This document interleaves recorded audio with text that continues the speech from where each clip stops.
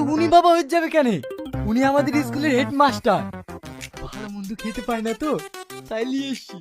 হ্যাঁ মা, তুমি যাও।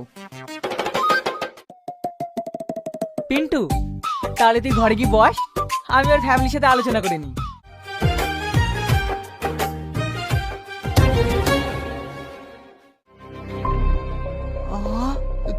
তাহলে তুই না স্যারের মেয়ে?